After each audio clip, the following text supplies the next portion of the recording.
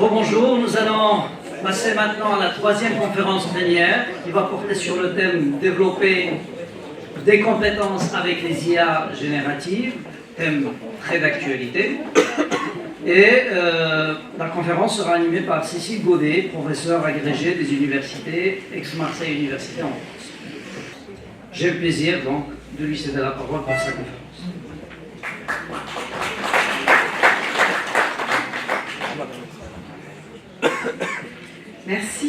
Merci à tous. Alors tout d'abord, je souhaite exprimer mes remerciements vraiment chaleureux et sincères à nos hôtes, donc Monsieur Bouslikan, Madame Benami, respectivement président et première vice-présidente d'Universiapolis. Je suis très honorée de me tenir aujourd'hui parmi vous et de participer à cette conférence d'ouverture. Donc merci beaucoup pour votre invitation.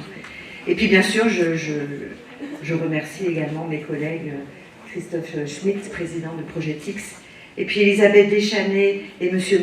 Majdouni, qui participent de l'organisation de Projetix 2024. Merci beaucoup pour cette invitation.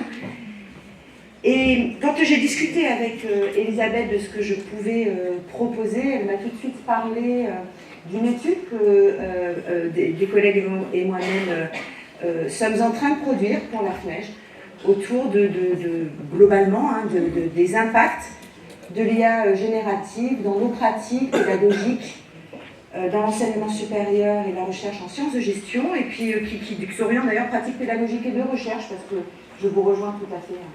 Très difficile aujourd'hui de dissocier les deux grands domaines. Or, cette étude, elle est en cours. Nous n'avons pas encore les résultats. Nous avons les premiers résultats qui ont été produits par nos collègues en charge de la partie quantitative de cette étude. Pour ma part, avec un collègue qui s'appelle le professeur Régis Messonnier, tous les deux, nous sommes en charge de la partie qualitative de cette étude.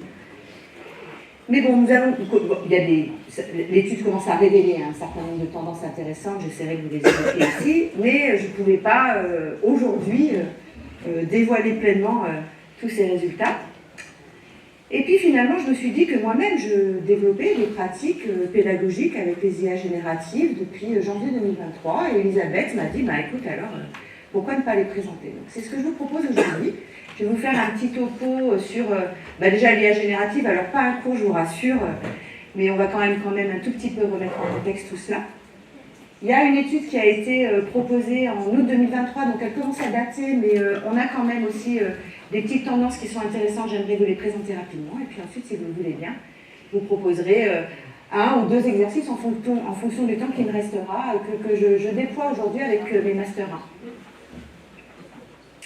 1. Alors, les IA génératives, il y a un rapport là, qui vient de sortir, je pense il y a un mois à peu près, ça s'appelle l'IA en France, qui est un rapport, je trouve, très bien construit, qui est d'ailleurs fini avec 25 propositions à hauteur de 27 milliards d'euros pour la France. C'est vraiment, qui est un rapport, je trouve, très facile d'accès et qui revient notamment sur toute la dimension historique de l'intelligence artificielle, parce que là, on en parle énormément, mais finalement, depuis les années 50, c'est des choses qui sont développées.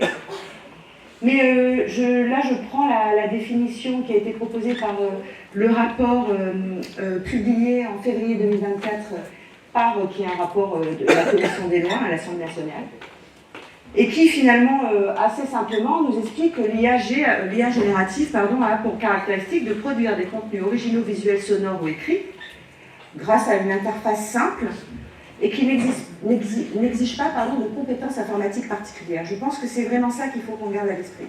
C'est-à-dire qu'aujourd'hui, pourquoi est-ce que cet outil est assez révolutionnaire, entre guillemets, même si ça peut, je pense, se discuter, c'est que finalement, tout à chacun est en mesure d'accéder très facilement, par une API par exemple, si vous avez l'habitude d'utiliser ChatGPT, c'est vraiment très basique, très simple. Et puis, en interagissant avec lui grâce à un langage naturel, comme si je discutais avec un de mes collègues ou un de mes étudiants, je peux obtenir des réponses. Alors ces réponses, on le verra, parfois elles sont quand même un petit peu hallucinantes. D'ailleurs, on parle d'hallucination, de l'IAG. Parfois, elles ont des biais, parfois, elles sont vraiment, pour le coup, incorrectes. Mais toujours est-il que la plupart du temps, elles sont quand même relativement bluffantes. Je ne sais pas si vous avez vous-même expérimenté. Alors, on parle de ChatGPT, mais il en existe plein, je vais y revenir. Mais si vous avez expérimenté ces IAG, en particulier dans la version payante, effectivement, on ne peut pas, nous, en tant qu'enseignants-chercheurs, mais c'est mon point de vue, il ne sera peut-être pas partagé, on ne peut pas ne pas le prendre en considération. Pour moi, c'est une aberration de ne pas le prendre en considération et de ne pas vouloir, de fait, repenser peut-être notre métier d'enseignant-chercheur, même si c'est à la marge, ça fait toujours du bien de se remettre un peu en question, et puis de réfléchir à l'impact réel sur nos pratiques. Bon, je vous passe les détails sur, j'imagine que vous savez que ça fonctionne, notamment sur ce qu'on appelle des modèles de langage un peu spécifiques. Donc effectivement, on est sur des logiques de probabilité. ChatGPT va probabiliser la suite de mots, et donc la phrase, finalement, qu'elle va finir par produire pour vous répondre. Mais c'est vraiment un outil qui me paraît aujourd'hui absolument central, en particulier dans notre métier. Alors, c'est pas neuf. ChatGPT, on entend parler dans les années 20. Dans les années 20, déjà, on pouvait avoir un accès à GPT-3 qui était sans commune mesure par rapport à ce que GPT-4 est capable de produire aujourd'hui. Et puis, petit à petit, vous le voyez, on va avoir des offres non commerciales qui ont été, si vous voulez, développées. Et puis, on a fait le fameux ChatGPT 3.5 en novembre 2022. Et c'est là qu'il va y avoir un gros buzz aussi marketing de la part d'OpenAI. En termes de marketing, c'est très intéressant à étudier parce que finalement, Google avec Gemini était presque plus avancé que OpenAI, mais avait une démarche peut-être un petit peu plus prudente, je ne sais pas si on peut parler d'éthique, mais toujours un petit peu plus prudente, et qui fait qu'ils se sont vraiment fait devancer en termes marketing par OpenAI, qui a du coup inondé, et aujourd'hui, clairement, quand on le voit dans les études statistiques, qui est l'IA générative aujourd'hui la plus utilisée par nos étudiants, majoritairement par rapport à tout ce qui existe à côté, Perplexity, Gemini, etc. Les voilà d'ailleurs, alors là c'est des exemples. Il existe aujourd'hui des IAG pour à peu près tout ce que vous voulez. C'est celles-ci, Perplexity, Mistral AI, etc. sont des IAG qui sont vraiment, on va dire, généralistes, et on est dans des discussions comme celles qu'on connaît avec ChatGPT. Je suis aujourd'hui particulièrement impressionnée et peut-être même un tout petit peu inquiète sur les capacités qui sont offertes par, si vous avez l'occasion, là aujourd'hui j'ai pas le temps de vous faire une petite démo, mais si vous avez l'occasion, allez sur le site d'IMO, qui est développé par Alibaba et qui fait des vidéos qui, pour mon sens, interrogent vraiment là aujourd'hui notre capacité à détecter la deepfake, puisqu'on est sur des... Là il y a une petite vidéo de DiCaprio quand il était tout jeune, qui chante un morceau d'Eminem, Godzilla, qui donc a un débit extrêmement rapide, ce morceau de musique. Et en fait, quand on regarde le mouvement des lèvres, etc., de DiCaprio, enfin, très honnêtement, c'est bluffant. Peut-être au niveau des yeux, on peut se poser des questions, mais je pense que là, l'ère de la deepfake ne fait que commencer. Et puis vous avez d'autres, voilà, Dali, vous les connaissez, les journées qui sont des IA pour créer des images. Bon, bref, cette petite chronologie pour vous rappeler que c'est pas d'hier, qu'il existe 1000 IA génératives possibles, imaginables, et que c'est pas près de s'arrêter. Même si Lequin, très dernièrement, Yann Lequin, a considéré que lui, on était au summum, on va dire, de l'attractivité pour les IAG, et que ça allait tranquillement retomber. Bon, on va voir s'il a raison dans quelques mois. Dans l'enseignement supérieur et la recherche, donc voilà, là c'est l'étude que nous sommes en train de réaliser pour la finale aujourd'hui. Des résultats quantitatifs qui seront a priori produits à l'été. Et puis la partie qualitative et quantitative, c'est-à-dire l'étude finale, qui sera produite à l'automne, disons, on va dire, en fin d'année. Je préfère en fin d'année, ça me donne un petit peu plus de marge. Un focus sur les sciences de gestion, on est dans l'ESR, enseignement supérieur et la recherche.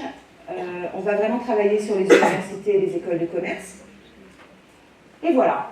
Bon, je vous le dis, je ne peux pas vraiment aujourd'hui vous présenter les résultats de cette étude, mais pour autant, des collègues ont réalisé une étude pour ces Sphinx et Compilation. Je ne sais pas si vous connaissez Compilation en France, c'est vraiment voilà, un software qu'on utilise pour détecter le plagiat, mais le plagiat traditionnel.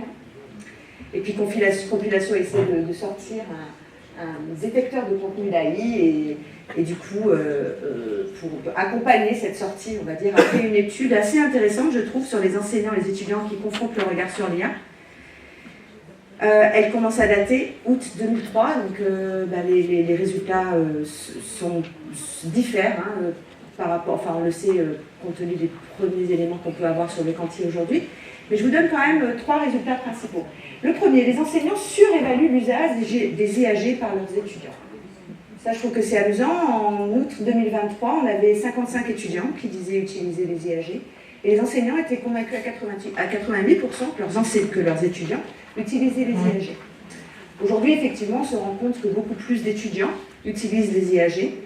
Pour la plupart, c'est des IAG, je le répète, qui ne sont pas payantes, et ChatGPT 3 étant vraiment dominant dans ce pool-là. Mais ils sont donc beaucoup plus importants que 55%, mais ce n'est pas 100% non plus des étudiants qui les utilisent. Et ils ont d'ailleurs un petit peu de méfiance pour certains vis-à-vis de cet outil-là. 9 étudiants sur 8 pensent, 9 enseignants sur 8, 80% pensent que les étudiants ont recours à ces IAG pour leurs travaux.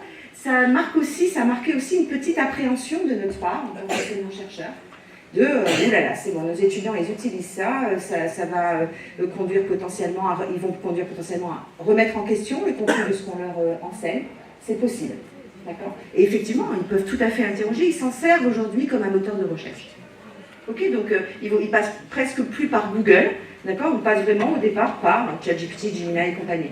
Donc effectivement, ils peuvent remettre en question ce qu'on peut leur enseigner, mais j'ai envie de dire, est-ce qu'ils peuvent le faire tellement plus que ceux qui, il y a encore finalement 2-3 ans, utilisaient Google pour aller interroger Wikipédia pour savoir si ce qu'on disait c'était correct, pas correct, etc. Moi j'ai été confrontée plus d'une fois à ce type de choses. Donc ça c'est une chose. La chose qui sort là un petit peu, on le voit avec les études qualitatives, c'est potentiellement je peux remettre en question ton évaluation. Alors ça, je trouve que c'est nouveau, moi je ne l'avais pas anticipé. Et du coup, typiquement j'avais l'habitude depuis 20 ans, 25 ans que j'enseigne, de distribuer à mes étudiants les grilles critériées qui me servent à les évaluer. En me disant, ils vont utiliser ces grilles-là, et puis ça va leur permettre de mieux, on va dire, concevoir leurs réponses, leur travail, etc. Et puis moi, ça va dans le bon sens, donc il n'y avait aucun souci. Sauf que ça, je ne le fais plus du tout. Parce que ce sont des prompts parfaits pour ChatGPT, en fait. Et que je me suis retrouvée confrontée à des étudiants qui pouvaient, alors ils ne me l'ont pas dit directement, genre ChatGPT m'a mis 14, vous m'avez dit mis 12, vous pouvez m'expliquer pourquoi, parce qu'ils n'osent pas forcément venir en confrontation aussi directe, mais qui peuvent potentiellement remettre un petit peu en question ma notation, parce que finalement, quand j'ai mis tous tes critères dans ChatGPT, je me rends compte que ChatGPT me note quand même de façon plus élevée. Donc ça aussi, si vous voulez, ça c'est des petits impacts, c'est pas grand-chose. Mais toujours est-il que moi, depuis 25 ans, je distribue ces grilles, maintenant je ne distribue plus.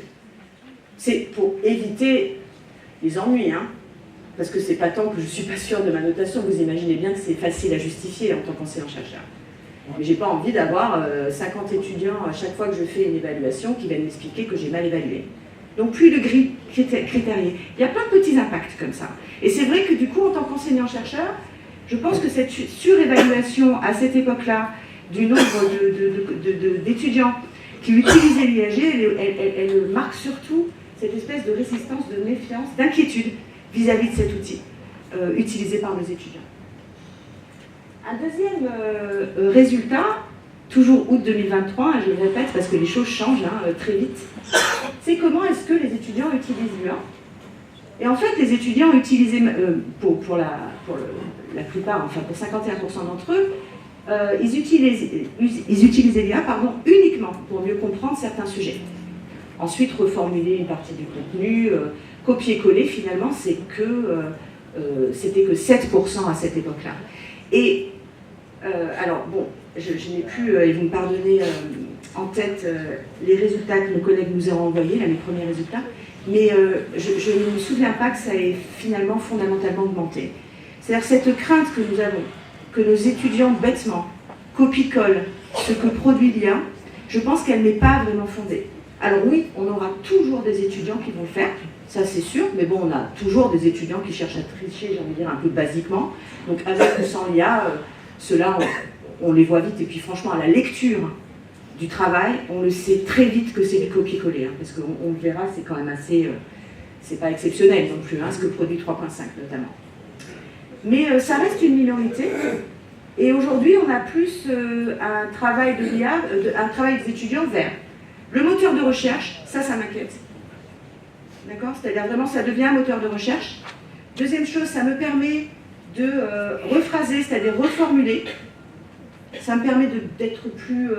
de corriger aussi mes fautes, de faire du proofreading en anglais. Typiquement, il y a des prompts très très faciles à trouver aujourd'hui sur le net qui me permettent de faire du proofreading. D'ailleurs, ça pose la question de l'intérêt du métier, hein, des traducteurs et proofreaders aujourd'hui dans notre domaine, hein, l'enseignement de l'ESR. Ils ont, je trouve, et j'ai le sentiment, mais ça c'est avec l'étude Scali qu'on fait, que les étudiants vont progressivement améliorer leur pratique de l'IAG, mais de façon relativement intelligente. J'ai pas le sentiment qu'on soit face, mais ça reste encore à démontrer, hein, mais j'ai pas le sentiment qu'on soit face à des hordes d'étudiants bêtes qui vraiment vont chercher absolument à contourner tout ce qu'on leur demande pour ne rien apprendre. Il y a un retour dans cette étude et puis dans celle qu'on est en train de réaliser aussi, de la crainte, hein, de l'étudiant, de perte de compétences. C'est-à-dire que si j'utilise trop l'IA, je vais finalement devenir moins connaissant. Donc cette crainte-là peut aussi un petit peu un petit peu les freiner. Mais bon, encore une fois, ce que je vous dis, c'est pas du tout quelque chose qui est démontré pour l'instant, hein. C'est vraiment des tendances qui ressortent, parce que l'étude, encore une fois, est en cours. Dernier résultat, des opportunités d'apprentissage, mais la nécessité de se sensibiliser et de mieux se former, ben voilà, c'est un peu ce que je viens de vous dire. C'est-à-dire, aujourd'hui, la majorité des étudiants et des enseignants-chercheurs considèrent qu'effectivement, l'IA, c'est une opportunité. C'est une opportunité pour peut-être développer des méthodes d'apprentissage qui sont plus intelligentes, qui sont développer des opportunités un petit peu d'innovation dans notre pédagogie, une opportunité pour développer des compétences, et on va y revenir, puisque c'est la deuxième partie de ma présentation aujourd'hui, si vous le voulez bien. Mais pour autant, les mêmes qui disent que c'est une opportunité sont ceux qui sont les plus inquiets. C'est-à-dire inquiets de ne plus être capable d'aller chercher des ressources. Vous voyez, ça c'est un étudiant qui dit ça. J'ai peur en fait de ne plus être capable d'aller chercher des ressources, j'ai peur de ne plus être capable de développer mon esprit critique, de devenir influençable, de devenir faillible. Alors j'ai envie de dire, c'est super hein, quand même, hein, une réflexion de ce type, elle montre que là on est face à un étudiant qui est quand même très réflexif. Je ne vous dis pas que c'est le cas de tous, bien évidemment, mais je pense que c'est le cas d'une grande majorité, moi. Vraiment. J'ai peur aussi, un enseignant, la disparition de la capacité de rédaction des étudiants, effectivement, et ça se pose. Hein, parce que ChatGPT écrit mieux que nos étudiants. Écrit mieux que nos étudiants, en français, en anglais. D'accord, pour mon expérience. Sans aucune forme de doute. J'ai peur qu'ils aient une trop grande confiance dans les savoirs publiés en ligne. Effectivement, c'est un problème, en particulier s'ils l'utilisent comme un moteur de recherche. OpenAI, c'est un modèle nord-américain qui donc diffuse, d'accord, est fondé sur une culture et des biais nord-américains. Donc, j'ai envie de dire, vous allez me dire, oui, mais quand ils font des recherches sur Google, ça revient à la même chose. Sauf que Google, c'est plusieurs dizaines d'années de travail autour, si vous voulez, d'algorithmes qui vont aller justement travailler à l'identification des bons résultats. Et puis, c'est pas un résultat. C'est une liste entière de résultats. Là, si j'utilise ChatGPT comme un moteur de recherche, alors j'assimile, et je ne suis pas convaincue que ça soit très conscient, j'assimile donc cette espèce de modèle culturel sous-jacent, avec les biais qui vont avec. Ça, pour le coup, ça m'interroge un petit peu beaucoup. Ce petit résultat me paraissait aussi intéressant. En août 2023, 65% des enseignants n'utilisaient pas l'IAG et 9% ne connaissaient pas l'IAG, n'en avaient jamais entendu parler. En août 2023, sachant que ChatGPT 3 sort en novembre 2022. Aujourd'hui, on a près de 25% des enseignants-chercheurs qui utilisent massivement l'IAG. C'est-à-dire qui ont vraiment adopté, hein, dans les théories en management des systèmes d'information, on parle vraiment d'adoption, qui ont adopté l'IAG. et une très très très large majorité d'enseignants-chercheurs qui l'utilisent globalement. Tout le monde le connaît aujourd'hui. C'est-à-dire qu'il n'y a pas d'enseignants-chercheurs en sciences de gestion, ou du moins pour le coup c'est suffisamment non significatif pour ne pas avoir été révélé dans l'enquête quantitative, qui n'ont jamais entendu parler d'IAG. Donc les choses changent et c'est vraiment quelque chose qui se diffuse au sens, voilà, on est vraiment sur une diffusion très très rapide de cette innovation-là. Voilà. Alors, moi, face à ça, bon, ma spécialité, c'est management des systèmes d'information, donc je porte un regard plutôt curieux, positif, on va dire enthousiaste, dès l'instant où on est face à des technologies de ce type-là. Tout de suite, je me suis posé la question de savoir comment est-ce que je peux m'emparer de cet outil pour faciliter, déclencher, on va dire approfondir les compétences transversales de mes étudiants. Donc l'idée, c'était vraiment se poser la question de savoir comment est-ce que ces compétences génériques, qu'on peut appeler les compétences transversales, c'est-à-dire celles qui vont permettre par exemple de maîtriser des savoirs de base, celles qui vont permettre, de base par exemple le langage informatique, la bureautique, ça fait partie des compétences transversales.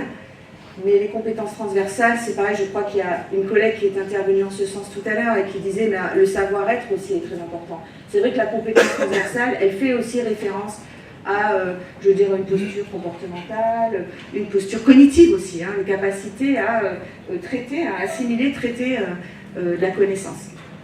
Donc face à ça, je me suis dit comment je peux utiliser les IAG pour favoriser ce développement là, de compétences transversales. On a créé un petit truc avec une collègue et on mettait en avant plusieurs types de compétences transversales, parmi lesquelles, et là je vais faire un focus si vous le voulez bien sur 2 compétences transversales. La première, ça va être la pensée critique, parce qu'on l'a tous, en tant qu'enseignants-chercheurs, on s'est tous interrogés là-dessus, je pense. C'est-à-dire, est-ce que finalement, face à des technologies de ce type et les contenus qu'elles génèrent, est-ce que nos étudiants vont être encore capables d'être réflexifs en fait? Est-ce que nos étudiants vont être encore capables de questionner? Est-ce qu'ils vont être encore capables de remettre en question? Ce qui est, pour moi, la compétence transversale cœur qu'on développe à l'université, c'est-à-dire oui, c'est vraiment ça qu'il faut qu'on continue à faire. Et très tôt, dès l'instant où on reçoit nos étudiants en première année, et non seulement nos étudiants doivent développer cette compétence transversale, mais nous, en tant qu'enseignants-chercheurs, il ne faut pas aussi qu'on oublie que c'est notre métier, et que du coup, il faut aussi qu'on approfondisse cette compétence-là, et qu'on ne prenne pas pour acquis tout ce qu'on nous raconte. Donc, je ne dis pas que c'est le cas, bien évidemment, de mes collègues, mais je pense qu'il faut aussi qu'on s'applique cette réflexion à nous-mêmes. La pensée critique, ce n'est pas que les étudiants, c'est aussi les enseignants qui sont en face d'eux. Donc comment est-ce que je peux utiliser l'IAG? Je vais vous présenter un petit exercice. Et puis la deuxième compétence transversale qui m'a intéressée, c'est ce qu'avec ma collègue on a appelé la créativité computationnelle. Et la créativité computationnelle, c'est vraiment l'idée que je vais pouvoir utiliser les IAG pour les intelligences artificielles génératives, pour générer des idées, pour développer des concepts, pour créer des solutions qui sont originales. Donc c'est vraiment, est-ce que tiens, quand je leur propose par exemple de travailler sur une grande thématique, est-ce qu'en utilisant l'outil, ils peuvent devenir plus innovants, plus créatifs sur cette thématique-là, et en même temps en profiter pour assimiler les savoirs de base qui sont essentiels, parce que moi je suis désolée, mais à un moment donné, les savoirs théoriques, enfin, encore une fois, c'est un point de vue, il ne sera peut-être pas partagé, mais les savoirs théoriques et conceptuels, pour moi, c'est au cœur de notre métier. Au cœur de notre métier. Les savoirs professionnels, c'est super, mais s'ils ne sont pas accompagnés, fondés sur des savoirs fondamentaux, je veux dire, ils perdent leur sens, en fait. Alors, quelques petits exercices. Combien de temps il me reste, s'il vous plaît? 5. Wow. Alors, je vais pas vous faire celui-ci, mais je pourrais en discuter si vous voulez, pour ceux que ça intéresse, et je vais laisser mes slides, donc il n'y a aucun souci si certains veulent récupérer les slides, bref. Mais je vais, alors excusez-moi, du coup je vais très vite, et je vais vous développer ce petit exercice-là. Je pars du principe que les étudiants utilisent 3.5, je vous l'ai dit, c'est massif. Donc pour le coup, c'est une hypothèse de travail qui est tout à fait fondée. Et ça a eu sens, hein, parce que 4, les résultats sont nettement meilleurs, sensiblement meilleurs. L'objectif pédagogique de cet exercice, donc mon objectif principal, développer la créativité computationnelle. Donc je vais poursuivre 2 objectifs secondaires. Être capable de prompter au plus près des besoins à satisfaire, et là on est vraiment dans la compétence computationnelle, c'est-à-dire ce qu'on appelle le prompt engineering aujourd'hui. Et la deuxième compétence, c'est construire un problème en développant des savoirs spécifiques à partir de connaissances acquises en cours. Ça, je le fais avec du M1, donc Master 1, 4e année, en digitalisation de la supply chain. Les consignes, j'ai une séance de 2h30 à peu près, là je rentre dans le détail un peu, hein, j'ai 5 minutes, donc... Je constitue des groupes de 4 à 5 étudiants. Chaque groupe conçoit un exercice dont l'objectif est d'évaluer la connaissance acquise en cours sur un thème spécifique. Donc, je vais leur faire développer, vous allez voir, 3 exercices. Ensuite, chaque groupe conçoit une correction pour son exercice. Enfin, à l'issue, chaque étudiant réalise les 2 exercices qu'il n'a pas contribué à produire. Et enfin, on fait un débriefing.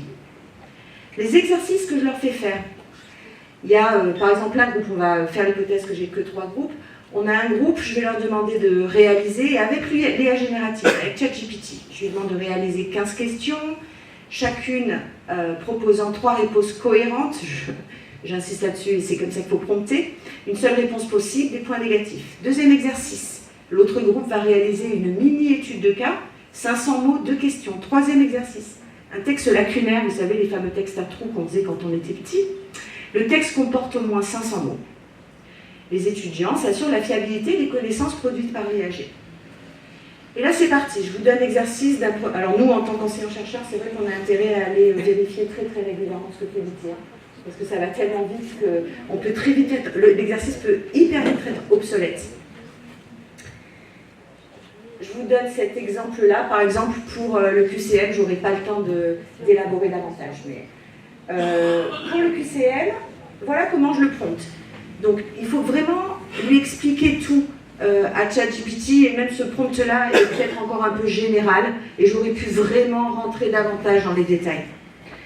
Donc ça, ce prompt, il faut que les étudiants le réalisent tout seuls. C'est pas moi qui lui donne, ça c'est ma correction, parce qu'après évidemment j'évalue l'étudiant autour de ça. Dans l'idéal, donc il lui dit que tu crées 15 questions, 3 réponses possibles, une seule réponse sera bonne. Tout doit être associé au thème général qu'on a vu en cours, c'est-à-dire la transformation digitale de la supply chain. Je veux que tu abordes les sujets suivants. Et là, l'étudiant peut prendre tous les sujets que j'ai vu en cours, moi, avec lui. Donc, par exemple, l'intelligence artificielle, le business process as service, par contract, digitalisation business to business, etc. Attention, encore une fois, là j'insiste, toutes les questions et les réponses doivent être en lien avec la transformation digitale de la supply chain. À chaque fois, les 3 réponses que tu proposes doivent être cohérentes et réalistes. Enfin, je veux que tu identifies pour chaque question quelle est la bonne réponse en la mettant en gras. Encore une fois, ce prompt-là, c'est un prompt assez basique. Je peux aller beaucoup plus dans le détail. Moi, je prends ce prompt-là parce que je ne veux pas non plus sous-évaluer, une fois que j'évalue mon étudiant, si je suis trop exigeante, le pauvre, il n'aura aucun point. Un étudiant qui me fait ça, franchement, il a déjà, je ne sais pas, sur 10 points, je lui en mets déjà 8 facile. 7 ou 8, ça veut dire qu'il a compris comment on fonctionne. Voici les résultats que j'obtiens. Donc ça, c'est des exemples. Ça mérite d'être travaillé, ces résultats-là. En l'occurrence, le prompt mérite d'être travaillé pour être plus exigeant, etc. Mais pour le coup, je me dis, elles ne sont pas complètement idiotes, ces questions. Par exemple, quelle est l'intelligence artificielle, quel aspect de l'intelligence artificielle est le plus bénéfique pour la transformation digitale de la supply chain? Réponse, analyse prédictive pour anticiper les demandes, c'est vrai. Pour le coup, c'est vrai. Ça peut être intéressant de travailler là-dessus. Puis en plus, moi, ça me donne des pistes à fouiller, à approfondir avec mes étudiants. Autre exemple. Qu'est-ce que le modèle Business Process as a Service, BPAS, apporte à la transformation digitale de la supply chain? Bonne réponse. L'externalisation des process métiers pour une flexibilité accrue, c'est vrai. Puisque forcément, si vous voulez, je vais faire appel, en particulier à des prestataires de cloud.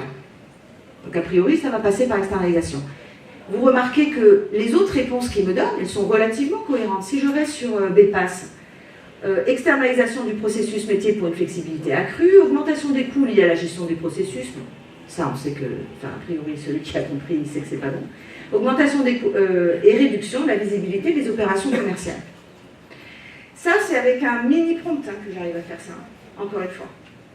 Et quand les étudiants construisent ce prompt-là, ils apprennent à rédiger des prompts, et je vais revenir dessus avec eux, je débriefe longuement là-dessus parce que je pense que c'est vraiment essentiel même dans leur futur métier. Ils apprennent à mobiliser les connaissances qui ont été acquises en cours, parce que bien évidemment ça implique que j'ai fait du cours magistral, peut-être un peu à la papa, mais qui me semble parfois encore important pendant 2-3 heures pour diffuser les connaissances de base. Ils réfléchissent à la construction de leur exercice et ensuite ils le soumettent à leurs camarades. Et pendant ce temps, eux, ils vont travailler sur les 2 exercices suivants, à savoir la petite étude de cas et le texte lacunaire. Donc en plus c'est amusant, c'est assez ludique, on va dire dans la classe ça se passe plutôt bien, tout le monde est plutôt content, et après on fait des vrais débriefings collectifs sur à la fois l'outil et ses limites, et puis le cœur du cours en fait. Donc on arrive un peu à mixer ça. Je ne vous dis pas que c'est l'exercice idéal, et honnêtement je suis en train de réfléchir à le faire évoluer, mais toujours est-il que, et je vais conclure là-dessus, ma démonstration, elle vise à... du moins moi, elle m'a confortée dans la posture suivante. Rester méfiant vis-à-vis de l'IA générative, je pense que c'est absolument fondamental, et surtout pas prendre pour acquis tout ce qu'il nous raconte, avoir une confiance absolue en Sam Altman et compagnie. Je veux dire, là, c'est vraiment pas pour le coup, mais je pense que c'est pas l'état d'esprit universitaire non plus, donc ça tombe bien. Mais d'un autre côté, essayer d'exploiter cet outil le plus intelligemment possible pour vraiment rentrer dans cette dynamique de développement de compétences transversales me paraît faire partie du métier. Donc moi je sais que je m'en suis emparée, même si c'est très balbutiant et vraiment tout à fait perfectible, je m'en suis emparée. Voilà, réaliser ces débriefings à chaque fin d'exercice. Je pense aussi que moi à chaque fois j'en remets une couche sur attention, à quelle plateforme vous adressez. Attention, chaque fois que vous mettez de l'information sur, par exemple, OpenAI, bah je veux dire, on ne sait pas où va, pour le coup, la connaissance. Et d'ailleurs, je conclue là-dessus. En tant qu'enseignant-chercheur, on peut aussi avoir parfois un petit peu envie d'utiliser ChatGPT-4 pour, par exemple, essayer de lui faire résumer notre papier. Ou ChatPDF, par exemple, c'est une très bonne IA vraiment dédiée à ça, au résumé de gros PDF. On peut avoir tendance à faire ça, lui dire bah, tiens, si tu peux bien me produire les highlights, ou tiens, si tu me faisais du proofreading sur tout mon papier, juste avant soumission par exemple. Bon, l'article n'est pas produit, il n'est pas publié. Il est déjà, si vous voulez, dans les bases de données de ces acteurs-là. Alors, je ne vous dis pas qu'ils attendent avec impatience le prochain papier que chaque enseignant-chercheur français va soumettre, parce que je pense que ce n'est pas le cas, c'est clair. Toujours est-il que, bon, cette connaissance-là, elle n'est pas publiée, elle part bien quelque part. Je vous remercie, messieurs, dames. Merci beaucoup pour la présentation.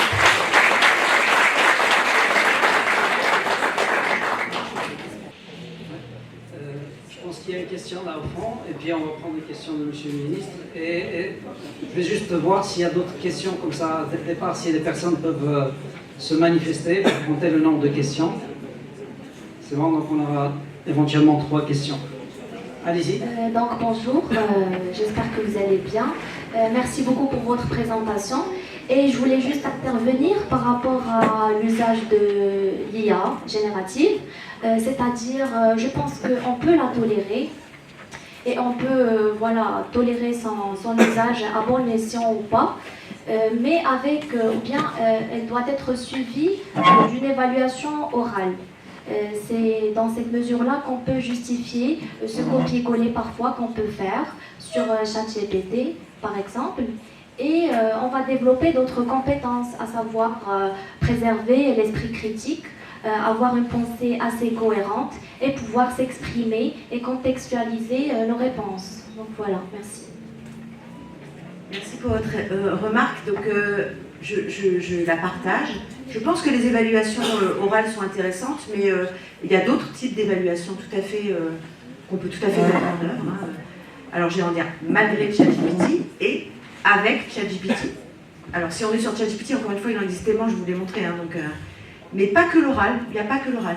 Et parfois, l'oral, c'est pas possible. Quand on a des amphis de première année de 1200 étudiants, il est hors de question de passer 10 minutes à l'oral avec 1200, sinon on commence en septembre. Donc, si vous voulez, il faut essayer de trouver, je pense, différentes formes d'évaluation. L'oral est intéressant, je vous rejoins, mais pas que, je pense. Merci. Merci. Merci pour votre présentation et surtout pour toutes les idées que vous avez essayé de nous transférer. Alors, moi j'ai une question, j'ai deux auteurs, il y a deux ouvrages, il y a un que j'ai acheté, je ne sais pas, il y a 5 ou 6 ans.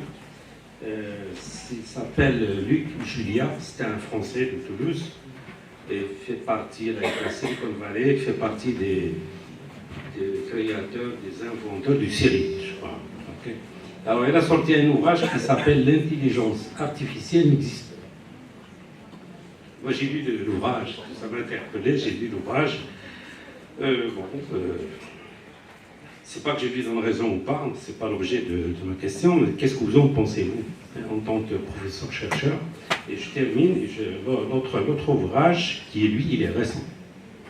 Il est récent, il est co-édité, il y a 3 auteurs.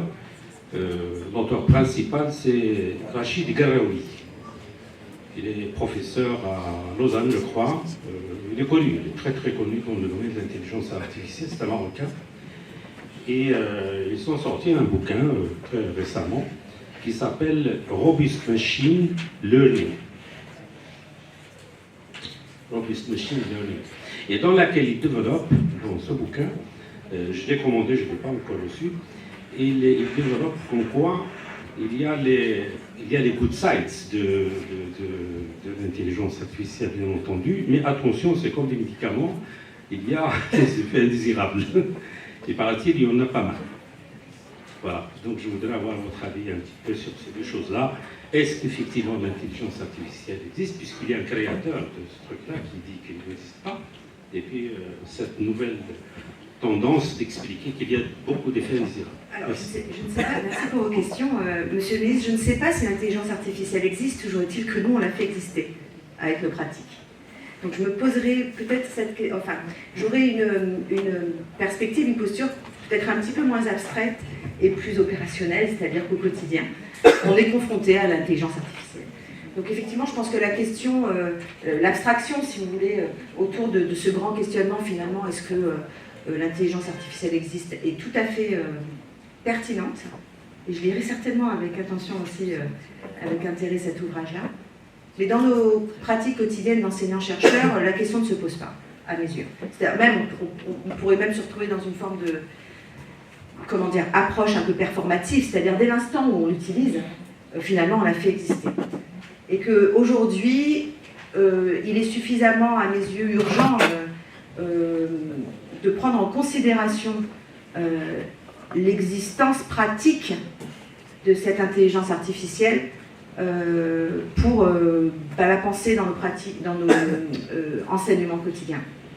Et ensuite, votre deuxième remarque, Monsieur le ministre, me renvoie à ce que mettait en avant Jérôme tout à l'heure, c'est-à-dire le questionnement autour de l'éthique, finalement.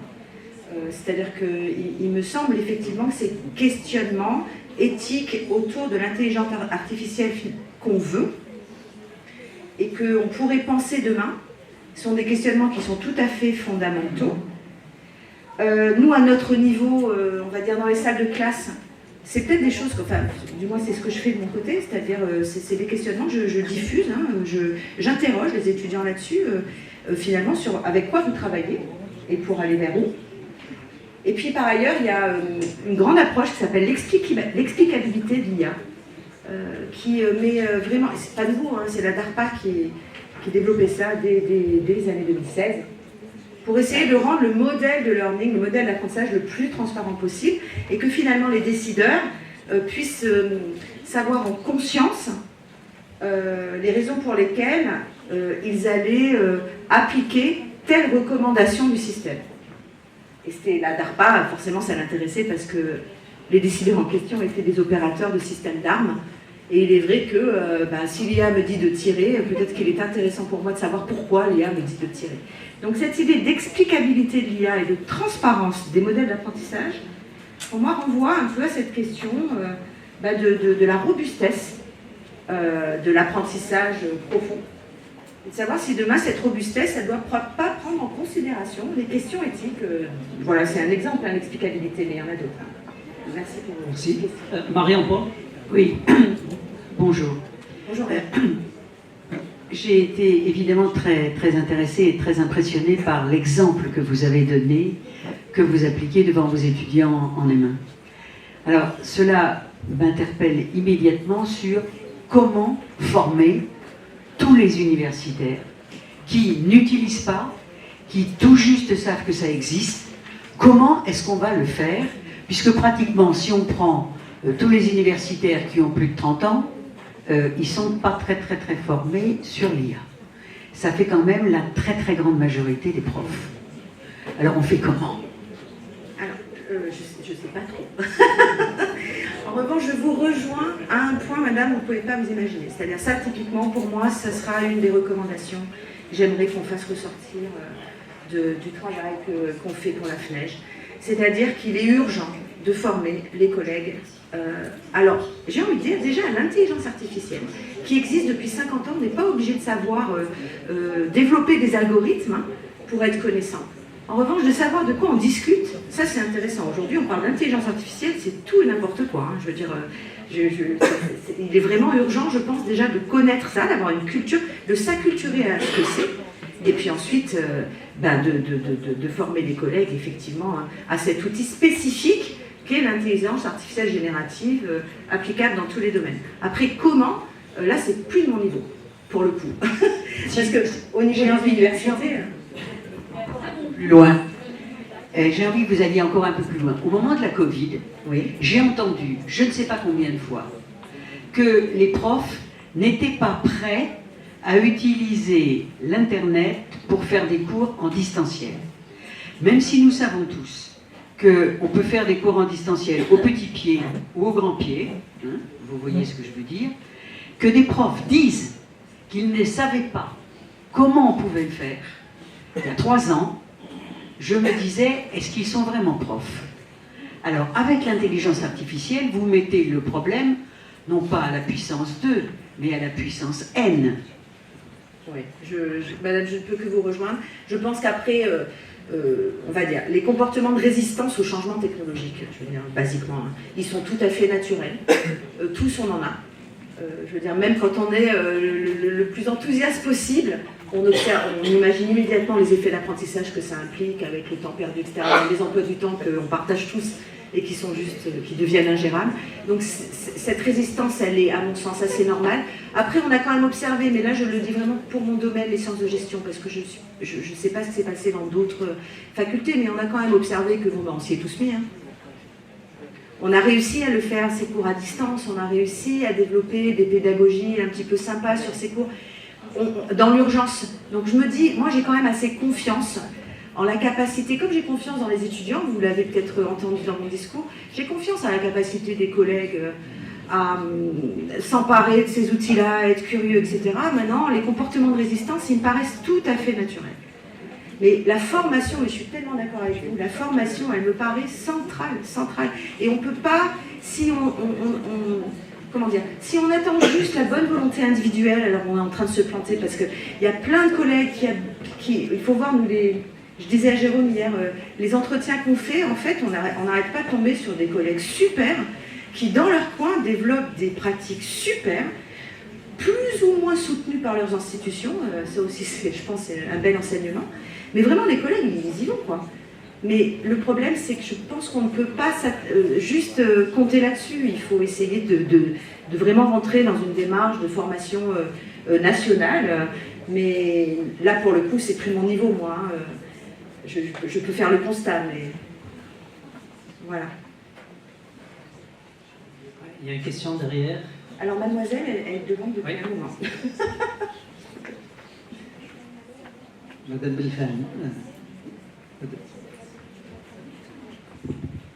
Alors, je je tiens tout d'abord à vous remercier énormément d'avoir mené avec nous ce beau partage d'informations.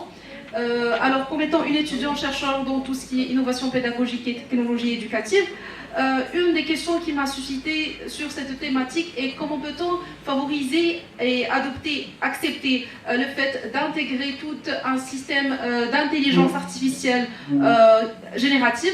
Est-ce que en présentant toute une assiette juridique propice, c'est-à-dire en veillant sur la réglementation, ou bien en développant en parallèle toutes les compétences transversales, ou bien ce qu'on appelle aujourd'hui la littératie numérique, tout en développant l'esprit critique, je sais pas moi, l'art oratoire, aussi la capacité réflexive et rédactionnelle. Merci.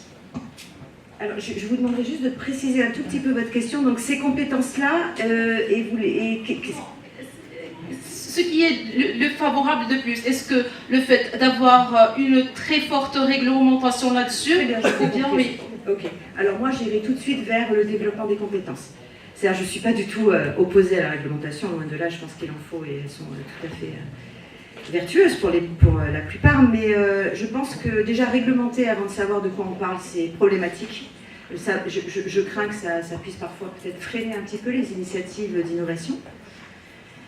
Et puis par ailleurs, comment dire, aujourd'hui pour moi l'urgence est dans la compétence et peut-être moins dans la réglementation. Maintenant je ne suis pas convaincue que la question se pose comme ça, c'est-à-dire soit l'un, soit l'autre. Je pense qu'aujourd'hui, on est clairement dans une perspective qui cherche à combiner à la fois, en Europe c'est évident, à la fois la réglementation et l'acquisition des compétences.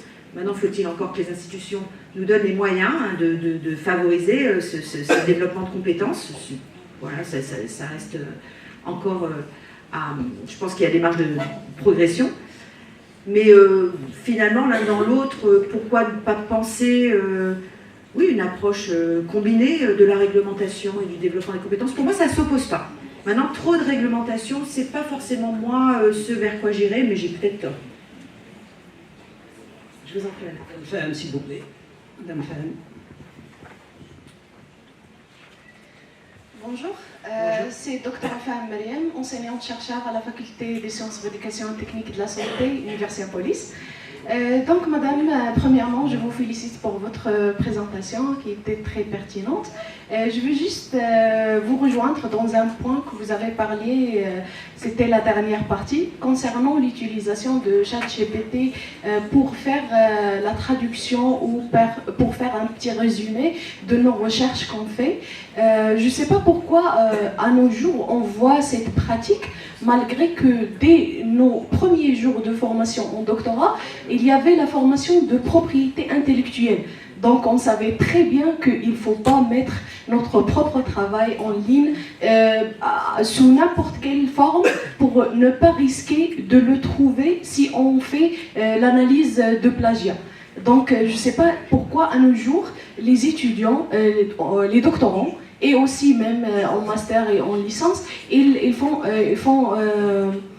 pas attention à ce point-là. Ils utilisent ChatGPT et ils oublient que parfois, je sais que pour tous les gens qui ont déjà utilisé ChatGPT, quand on lui pose la même question 2 fois, il essaye de nous faire reformuler la phrase, mais il nous donne les mêmes résultats. Et parfois, pour moi-même, je me sens que les réponses ils sont un peu falsifiées. Ils ne sont pas très sûrs. Vous ne voyez pas que parfois, cette intelligence artificielle n'est pas capable de nous donner des références qui sont fiables pour se baser et pour faire une bonne recherche.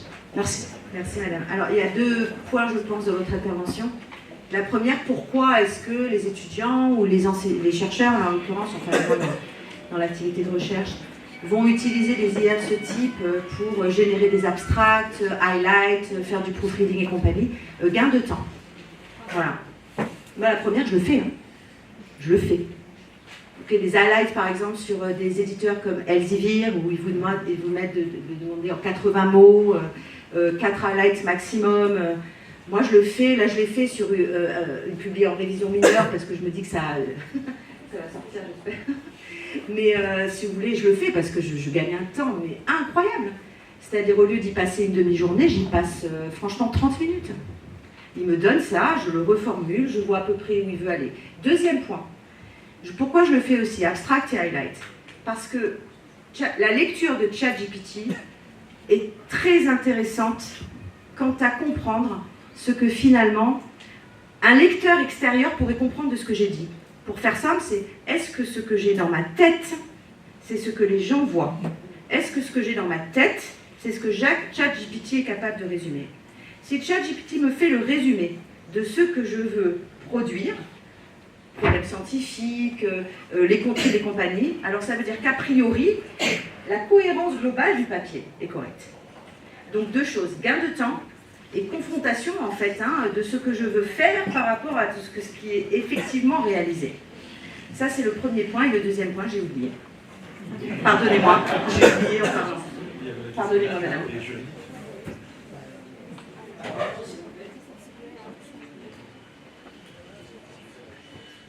Bonjour, merci madame pour votre présentation très enrichissante. Je commence comme monsieur le ministre par un livre qui parle de le bon questionnement.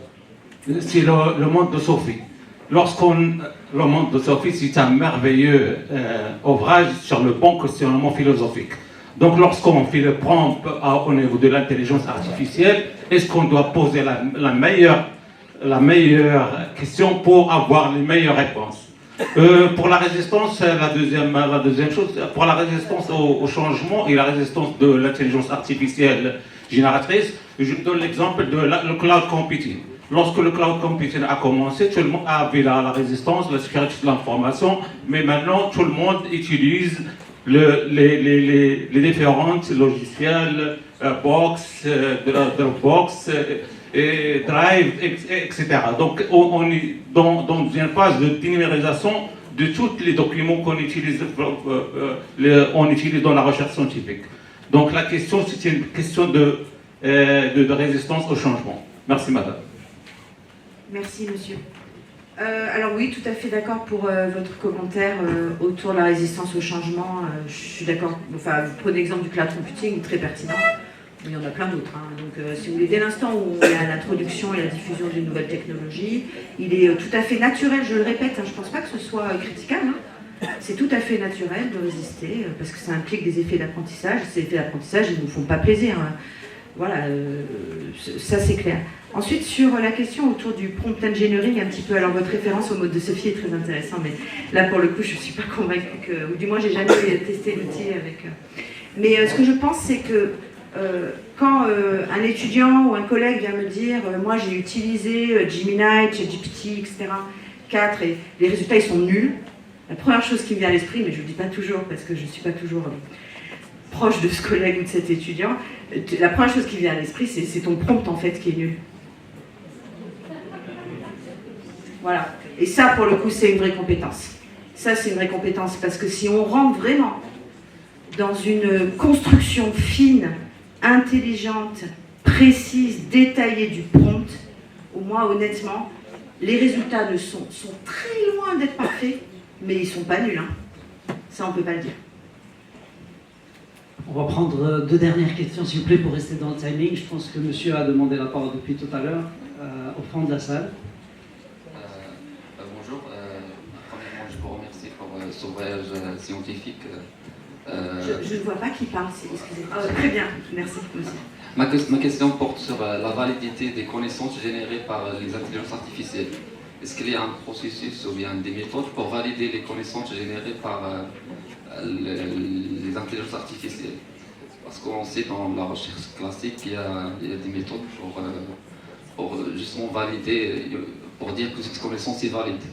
Mais est-ce que les connaissances qui sont générées par les informations qui sont données par les intelligences artificielles, est-ce qu'il y a des processus ou bien des méthodes pour les valider et les... Excellente question.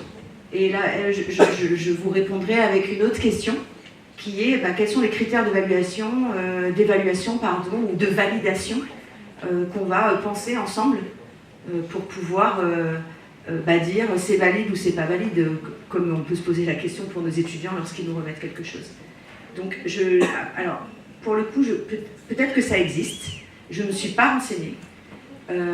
Et je vous remercie pour cette question qui, pour le coup, vous voyez, je ne me suis jamais posée.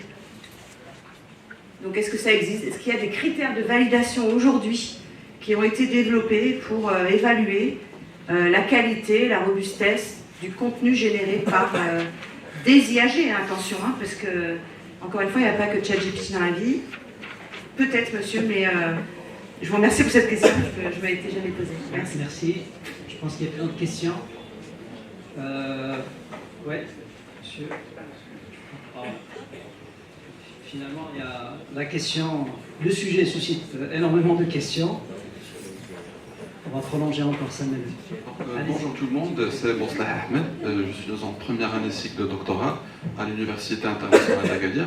En fait, aujourd'hui, on ne peut pas nier la propagation de l'utilisation de tout ce qui est intelligence artificielle. Par contre, monsieur le ministre, il a parlé de tout ce qui est effet indésirable. Est-ce que vous ne pensez pas que c'est l'heure de mettre en place des dispositifs de formation pour sensibiliser en quelque sorte les étudiants à mieux utiliser ces intelligences artificielles et de transmettre tout ce qui est compétences transversales? Tout à fait, monsieur. Je suis en plein accord avec vous. Tout à fait. Je sais que dans les universités françaises, ça commence à se mettre en place. Il peut y avoir une vingtaine d'heures, par exemple, transversales autour de ces questionnements en première année. Je sais que nous on fait ça à AMU. C'est pris en charge, ça peut être pris en charge par les informaticiens ou par des collègues en sciences de gestion et du management. Je pense que chacun d'entre nous, dès l'instant où on introduit l'outil dans nos cours, pour moi, mais c'est vrai que c'est une bonne remarque que vous faites parce que j'ai peut-être pas suffisamment insisté, mais j'estime que dès l'instant où l'outil est introduit, ça implique du coup une réflexion critique vis-à-vis de l'outil à partager avec les étudiants, ça c'est évident. Mais les étudiants, ils n'arrivent pas de nulle part non plus, et il ne faut pas croire qu'ils n'aient pas déjà développé cet esprit critique. Enfin, vraiment, pour la plupart, moi, je les trouve très modérés. Hein. Donc ils ont déjà ça, donc oui, les accompagner dans un débat, des débriefings après les exercices, je suis complètement d'accord avec vous. Maintenant, il faudrait que ce soit diffusé, que ce soit comment dire, généralisé, et ça c'est une autre histoire. Hein. De ce côté, je pense la demoiselle.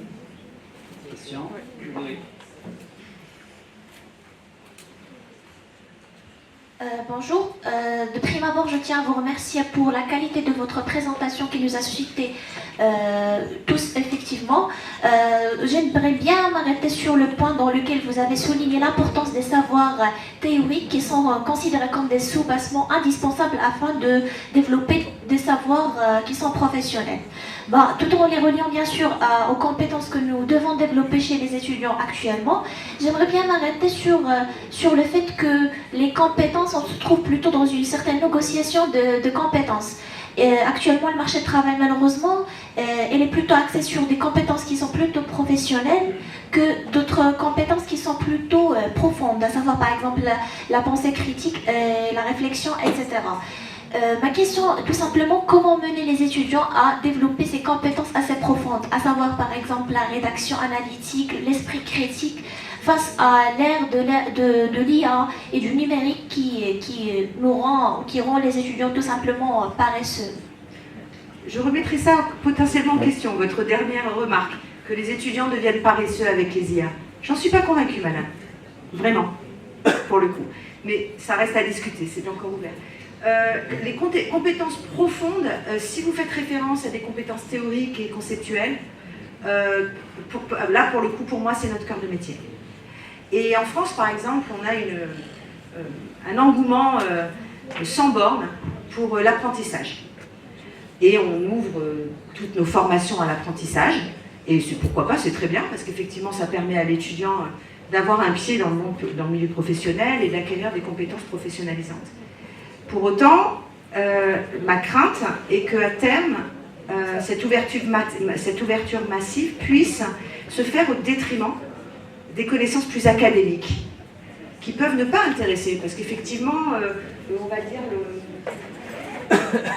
le take-away direct de la compétence académique, c'est pas évident. Moi, je me rends compte aujourd'hui que quand j'ai lu Hayek, c'était génial. J'ai lu Hayek, j'avais 22 ans.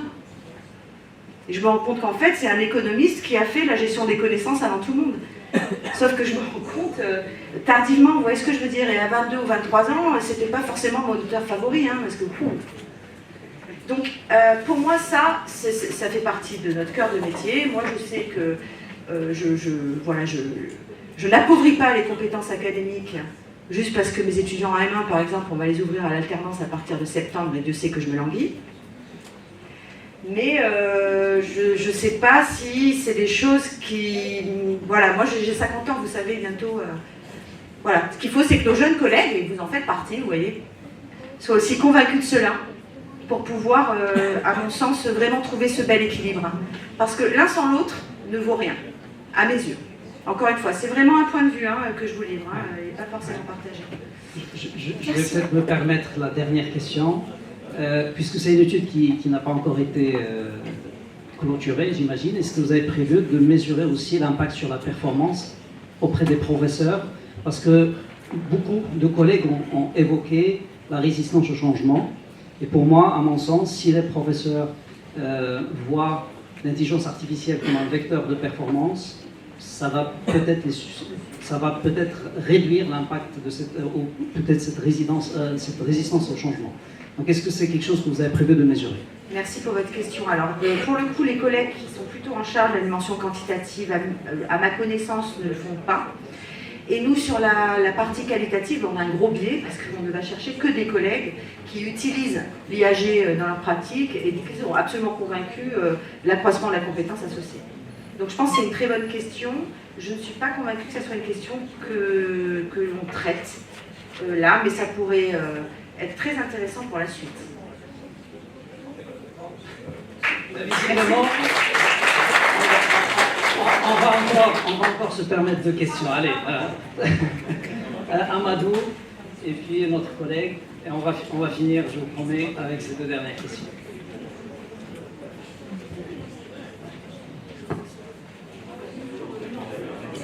Merci. Merci madame pour votre présentation. Donc je m'appelle Amadou, je suis ingénieur informatique, en même temps chef d'entreprise. Donc du point de vue, je pense, du développeur ou du concepteur, donc du point de vue des personnes qui montent un peu les algorithmes, j'aimerais vous demander j'aimerais avoir votre point de vue sur effectivement, il y a des personnes qui ont parlé de la fiabilité de ce qui est généré par ChatGPT. Donc aujourd'hui, est-ce qu'on pourrait éventuellement assimiler ChatGPT comme un moteur de recherche très très avancé? Ce que je veux dire par là, c'est que Google a été là. Effectivement, au début, ça a été compliqué, les gens ne l'ont pas peut-être utilisé. Mais par la suite, on s'est rendu compte que c'est un outil qui fournit un peu de l'information et peut-être parfois de la connaissance. Donc là, aujourd'hui, si on considère ChatGPT, bien sûr, comme un moteur de recherche très avancé, qui se base un peu sur un ensemble de contenus, et mettre un peu des relations, apprendre et puis sortir de l'information et de la connaissance, est-ce qu'on pourrait peut-être aujourd'hui se dire, si ce contenu qui a été exploité, si jamais elle est référencée par exemple par des sites internet qui effectivement sont fiables, des sites internet ou du contenu qu'on peut considérer comme fiable, si ce que ChatGPT génère en retour peut effectivement se baser sur ce genre de contenu, est-ce qu'on pourrait dire que cette information serait peut-être fiable et que cette question de fiabilité serait résolue en quelque sorte? Merci. Merci. Alors c'est une question difficile que vous me posez là, monsieur. Moi, ce qui me gêne le plus, parce que ChatGPT va bien sûr continuer à progresser, et un jour, même le 3.5 générera par exemple des références qui seront des références tout à fait exactes, ce qui n'est pas toujours le cas aujourd'hui, c'est moins qu'on puisse dire, renverra vers des liens hypertextes qui nous renvoient effectivement vers des vrais sites, qui disent effectivement telle ou telle chose et qui a eu cette capacité de résumé par exemple ou de synthèse de la part de ChatGPT. Oui, ça, je pense que oui. Après, moi, ce qui m'inquiète, encore une fois, dans ChatGPT, là, pour le coup, c'est un usage qui n'a pas été forcément pensé au départ par les concepteurs. Hein. Donc, on est vraiment sur le développement d'usages un petit peu innovants ou inattendus, on va dire. Moi, ce qui m'inquiète là-dessus, c'est qu'encore une fois, ChatGPT va vous proposer une sortie unique pour la question. Quand je vais sur un moteur de recherche, je vais avoir la possibilité d'avoir, je ne sais pas, on va dire les 15 premières sorties potentiellement peuvent m'intéresser. Et c'est à partir de là que je vais peut-être pouvoir avoir des perspectives auxquelles je n'avais pas forcément réfléchi. Donc moi, cet usage ChatGPT moteur de recherche, sans compter le fait, comme je le disais tout à l'heure, que cette réponse unique, elle diffuse aussi un point de vue qui est un point de vue nord-américain, si on est sur ChatGPT, qui n'est pas forcément celui que Aura Bloom, par exemple, qui est, on va dire, l'IAG un peu éthique française, ou qui n'est pas forcément celui de Perplexity. Donc peut-être cet usage combiné de différentes IAG pour pouvoir interroger, avoir des perspectives. Je suis pas fan, là, enfin je suis pas fan, je suis un peu inquiète de ça. Même si on ne remet pas en question la fiabilité de la donnée, j'ai compris votre hypothèse de départ. Micro, s'il vous plaît. Dernière question.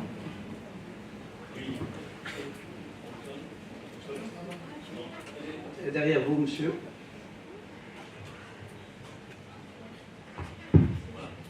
Merci. Bon, c'est plutôt deux réactions à ce que j'ai entendu. N'étant pas du tout spécialiste, je fais partie de ces enseignants-chercheurs qu'il faudrait former à l'usage de cet outil, certainement, mais moi, je suis assez optimiste quand même, mais peut-être que je me trompe, mes espoirs vont être douchés dans ce cas-là rapidement. Première remarque, c'est sur l'opposition connaissances fondamentales, on va dire compétences plus appliquées. Là, je vais utiliser une référence que j'aime bien mobiliser et qui me vient d'un collègue qui est maintenant en retraite, mais qui utilisait très souvent cette référence quand on parlait notamment avec des entreprises qui accueillaient nos étudiants de master en alternance. C'était Kurt Lewin, rien n'est plus pratique qu'une bonne théorie. Et ça, je trouve qu'il ne faut pas le perdre de vue, c'est-à-dire que pour vraiment avoir une compétence qui tienne la route, il y a quand même une assise à la base, et ça c'est important. Ensuite, ça c'était juste petite réaction aux échanges que j'ai entendus. Ensuite, il y a une chose moi, qui m'a beaucoup intéressé dans l'expérience qui a été présentée, c'est la manière, la forme pédagogique avec laquelle tu fais travailler les étudiants sur ces questions. Et d'ailleurs, qui est revenu à plusieurs reprises, avec cette histoire de groupe, chacun travaille sur un exercice, il y a de l'échange. Et moi, je trouve que ça réhabilite, quand même ce qui est le cœur de notre métier, la transmission, la pédagogie, la formation, ce sont des interactions. C'est de l'interaction, c'est pour ça sans doute qu'au moment du passage en mode dégradé, en distanciel, il y avait beaucoup de choses qui étaient perturbées dans cette... parce qu'elles venaient percuter cette interaction, il n'y a pas d'interaction. Et partout où il y a des interactions, il y a une mobilisation de sentiments psychosociaux, ça a été montré aussi par les sociologues et les psychosociologues, et là, dans l'intelligence artificielle, il n'y a pas cette dimension-là. Ça veut dire que, alors je ne sais pas ce qu'on peut opposer comme terme, est-ce qu'il y a eu des publications là-dessus, à intelligence artificielle, est-ce que c'est intelligence authentique, intelligence originelle, intelligence sensitive, je ne sais pas. Mais en tout cas, elle procède toujours d'un ensemble d'interactions qui ont mobilisé des dimensions qui, elles, sont difficiles quand même à modéliser et à reproduire de manière artificielle. Donc la confiance, la loyauté, l'éthique, et à l'inverse, la défiance. Là, dans l'expérience que les étudiants auront vécue, probablement que s'ils ont enregistré une compétence de manière très forte, c'est parce qu'ils ont ressenti un certain nombre de choses au moment même où ils faisaient les exercices, au moment même où ils interagissaient avec leurs camarades. Et là, c'est là qu'il s'est passé quelque chose qui va laisser une empreinte dans le sujet, plus que peut-être dans l'acteur, et qui fait qu'ils auront vraiment appris quelque chose de manière durable et qui va influencer leur pratique de façon très importante. Donc c'est pour ça que si on réhabilite ce cœur de la transmission des interactions, à mon avis, ben là, on a encore de l'avenir. Hein, voilà. Il y a des métiers où ça va être plus compliqué, certainement, mais si on pense... Voilà. Là, pour le coup, complètement d'accord. Là, le prof, là, il est utile. Hein. Là, il est utile. Je veux dire, c'est pas un robot qui peut faire ça. Si tu le lâches dans un amphi, c'est pas possible. Et ensuite, sur connaissance théorique, connaissance pratique, je suis hyper d'accord aussi. Il n'y a pas d'opposition. Il n'y a pas d'opposition. Mais du coup, moi, ce qui me fait peur un petit peu, c'est que d'appauvrir l'académique en mettant tellement en avant le professionnel. Et ça serait vraiment une erreur, parce que pour le coup, nos étudiants ne vont plus apprendre. Parce qu'il n'y a pas plus pratique qu'une théorie, c'est ça? Et c'est vrai. Oui, voilà, et je suis, bon, bah oui, moi, enfin, franchement, moi, au quotidien, je me bats pour ça. Donc, merci à tous, merci beaucoup.